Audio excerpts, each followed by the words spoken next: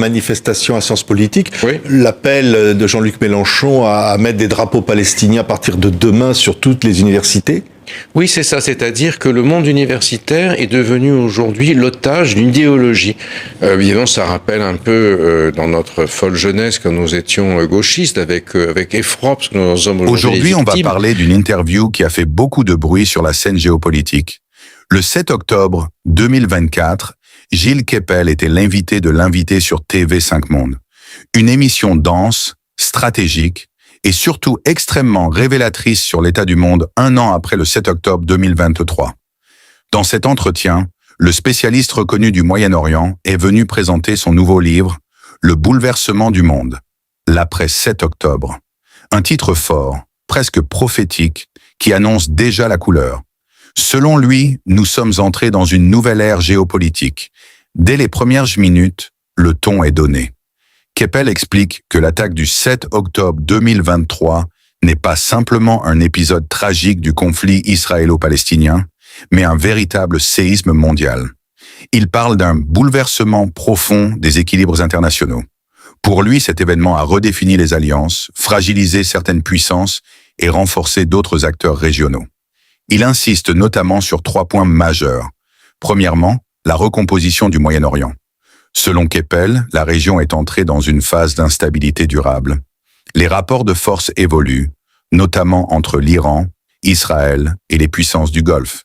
Il analyse comment les stratégies d'influence se redessinent, parfois dans l'ombre. Deuxièmement, l'impact sur l'Europe. Il souligne que les conséquences ne sont pas uniquement lointaines. Les tensions communautaires, les débats sur la sécurité, la radicalisation et la politique étrangère européenne sont directement influencés par ce conflit. Il met en garde contre une fracture grandissante au sein des sociétés occidentales. Nous sommes aujourd'hui les victimes, mais il y a une espèce de janovisme, de pensée unique, où l'idéologie se substitue à la connaissance. Or, moi, quand j'ai enseigné toute ma vie, j'ai jamais dit aux étudiants, voilà ce que vous devez penser. J'ai essayé de construire, de mettre en récit des événements, depuis 50 ans, l'articulation de ce qui se passait au Moyen-Orient, ce qui se passe en Europe, etc. Après, chacun en pense ce qu'il veut. S'ils deviennent mélanchonistes ou s'ils deviennent lepénistes, ça, c'est leur problème. Moi, je pense que l'information, la connaissance, le savoir, ça vise précisément à donner les éléments de réflexion, alors que là, nous sommes dans l'ère du tweet. Il n'y a plus de place pour la réflexion, plus de place pour le livre. Il y a une place uniquement pour le byte, c'est-à-dire bien oui sûr, ou non. On est passé de l'opposition traditionnelle qui était un peu issue de 1945, enfin, cristallisée par la prise de 1945, entre la gauche et la droite, sur des critères essentiellement de répartition des bénéfices du travail. Il y avait le travail, le capital, c'était socialisé, institutionnalisé par la vie parlementaire, avec la gauche, la droite de l'hémicycle, traduit dans Le Monde de TV5 que par le fameux en même temps d'Emmanuel Macron, que certains remettent en cause aujourd'hui, quand il dit la veille arrêt des livraisons, des ventes d'armes à Israël pour Gaza, et puis le lendemain que Israël est le plus grand ami de la France. C'est le en même temps. Oui, alors ça, c'est la politique du président de la République qui, étant aujourd'hui affaibli, du coup, se retrouve l'objet d'une vindicte assez facile de la part de ses opposants. C'est la vie politique. Mais il faut bien se rappeler déjà que la première déclaration que vous mentionnez a été faite au sommet de la francophonie, c'est-à-dire le sud global, si j'ose dire, de la France, dont le Liban était même l'un des éléments fondateurs. C'est le pilier, celui qui reste de la francophonie au Moyen-Orient, c'est le Liban. Et on ne peut pas attendre du président de la République, le jour du sommet de la francophonie, qu'il passe le Liban par pertes et profits. Que Israël ait liquidé Nasrallah, décapité le Hezbollah, c'est la guerre, ça fait partie de l'opposition et personne, on peut lui reprocher ou s'en réjouir, mais ça c'est une position normative. Mais en revanche, que le Liban aujourd'hui subisse la violence de la guerre, que les réfugiés par centaines de milliers dorment dehors dans les rues de Beyrouth, etc. C'est une réalité que même si on se déteste le Hezbollah, c'est une réalité sur laquelle on ne peut pas faire l'impasse. Alors après, bien évidemment, ça ne signifie pas que de ce fait, on est favorable à l'antisémitisme dans les rues de France. Au contraire. Mais toute la difficulté est de tenir justement un propos qui est à la fois analytique, qui se base sur des faits, sur leur interprétation et sur leur traduction politique. Or aujourd'hui, c'est ce type de positionnement qui est de plus en plus difficile parce que vous êtes sommé de prendre position, on vous tiraille d'un côté et de l'autre, et vous vous trouvez en permanence sous des tirs croisés. Oui, il est impossible que la Syrie entre dans une nouvelle phase de violence interne, et aussi, surtout, l'Iran se retrouve en première ligne, puisqu'ils avaient payé une fortune, le Hezbollah, pour que ce soit les chiites libanais qui tirent sur Israël et qui fassent les frais de la riposte israélienne. Aujourd'hui, le Hezbollah a été très très affaibli par Israël, même s'ils sont encore présents dans le sud du pays sur le terrain, c'est leur territoire, ils ont des tunnels et puis ils ont infligé des pertes aux soldats israéliens. Mais aujourd'hui, l'Iran vit dans l'attente inquiète de la réplique israélienne. C'est-à-dire qu'au fond, Israël pourrait physiquement tenter d'éliminer le chef suprême, le guide suprême. Bon, ça, je ne suis pas dans les plans de l'état-major iranien, pas plus qu'israélien, bien sûr, mais on voit bien que l'Iran aujourd'hui est dans une zone de très grande turbulence. La mort très bizarre de l'ancien président Raïssi, un sanguinaire extrémiste qui jouissait de signer des exécutions d'opposants au début de la Révolution, qui a lui-même pris en main la violence incroyable de la répression du mouvement des femmes après l'assassinat de la mal voilée, entre guillemets, Mahsa Amini dans un commissariat. Tout ça a dû faire penser quand même à un certain nombre de hiérarques de la République islamique que si on continuait dans cette logique, on allait dans le mur. La mort de Haniyeh dans le bunker des gardiens de la Révolution au moment de l'intronisation du nouveau président Pezeshkian qui a succédé à Raïssi mort, soulève encore quand même des points d'interrogation. Comment est-ce que quelqu'un comme lui a pu être liquidé dans une cible ultra protégée? C'est pas simplement une femme de ménage qui a mis une boîte de chocolat explosive.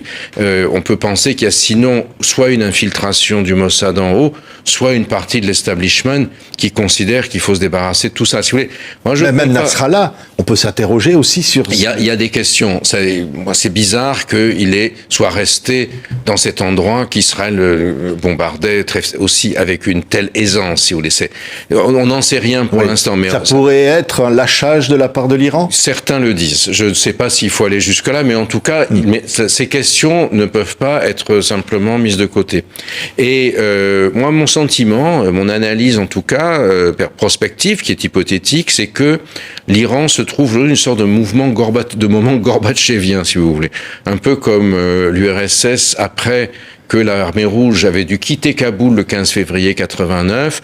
Au fond, l'establishment sécuritaire du KGB et autres, dont Poutine du reste est un héritier, s'est dit ça suffit.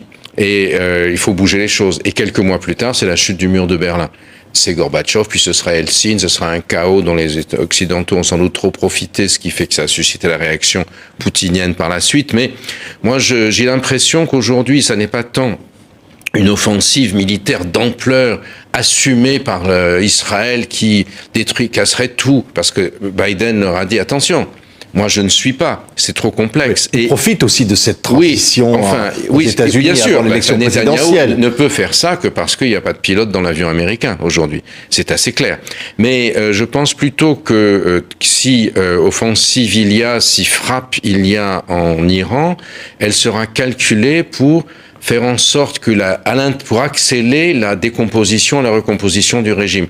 N'oubliez jamais aussi que tous les États pétroliers de la région sont terrorisés à la perspective qu'une guerre israélo-iranienne prenne les pays du Golfe en otage, qui sont très faibles militairement, en dépit des armes qu'ils achètent de tous les côtés. Et donc, il y a tout un système qui se met en place où le partenaire silencieux dans cette affaire, c'est les États, les pétromonarchies du Golfe, qui pèsent d'un poids financier énorme ici. Et menace aussi peut-être d'une crise économique. Exactement. Pour Israël peut gagner cette guerre. Et au fond, qu'est-ce que ce serait gagner cette guerre? Je pense qu'Israël peut remporter aujourd'hui des victoires militaires tactiques. C'est ce qui se passe, semble-t-il, au Liban, sous réserve de ce qui va se passer ensuite. En revanche, le vrai enjeu pour Israël, la dimension mondiale.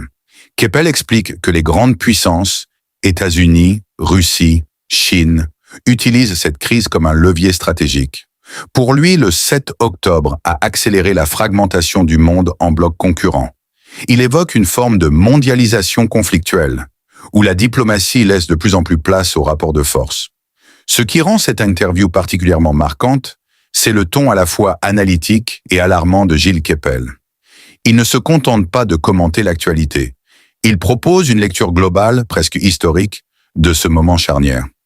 Selon lui, nous assistons à la fin d'un cycle ouvert après la guerre froide. Il évoque également la bataille des récits, comment chaque camp tente d'imposer sa version des faits, comment les réseaux sociaux amplifient les divisions et comment l'opinion publique mondiale devient un champ de bataille à part entière.